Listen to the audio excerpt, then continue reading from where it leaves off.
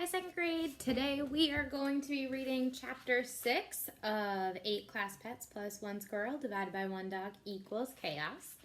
And today's chapter is about Lenore, the 4th grade parrot.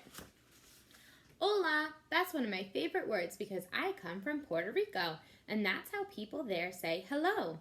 The Spanish for please is por favor, and thank you is gracias.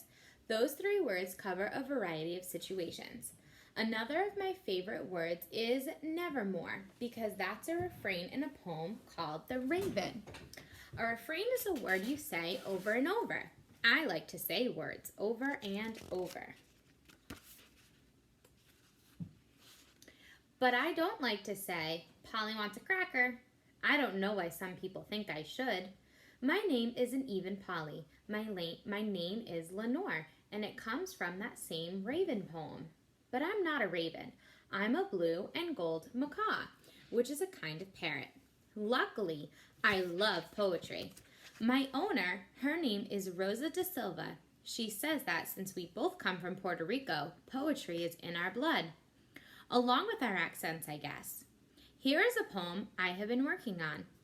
Sitting in the trees, I sometimes sneeze as loud as you please. With a beak as big as mine, you need to draw the line, or a sneeze will rattle your knees.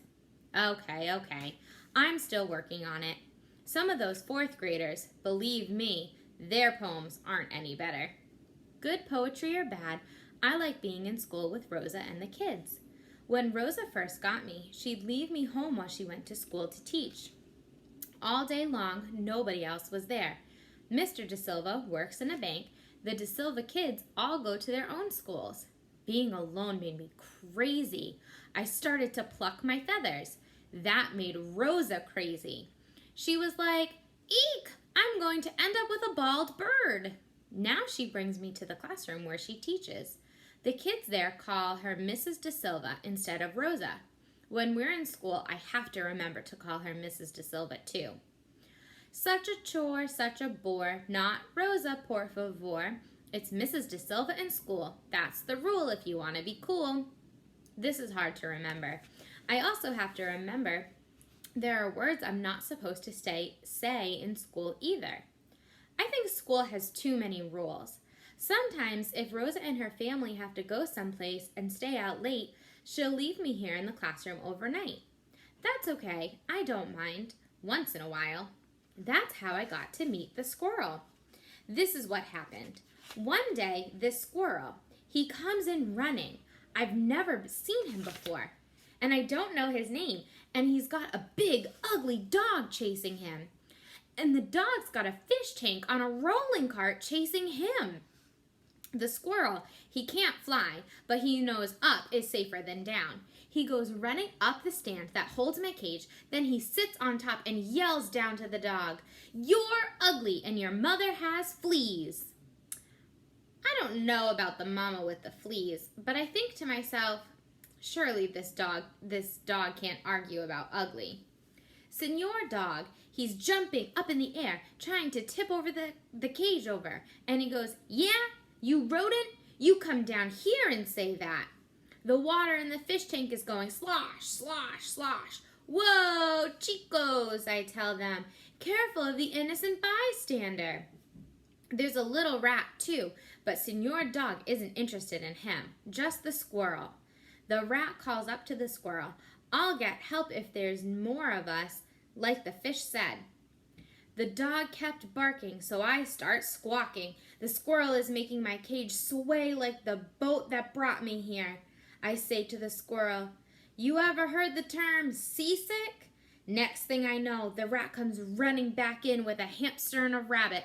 It's like a convention of small mammals, plus fish. But the dog, he ignores them all and just keeps yapping at the squirrel. And those small mammal guys, they don't know what to do. They're just running around in circles.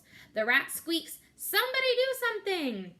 The hamster is trying to count how many of them there are, but every time somebody moves, he loses track and has to start all over.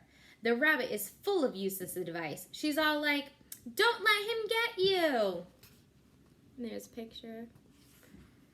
I think the squirrel already thought of that. The fish look like they're beginning to get seasick too. Then, wham, bam, that clumsy dog knocks my cage down.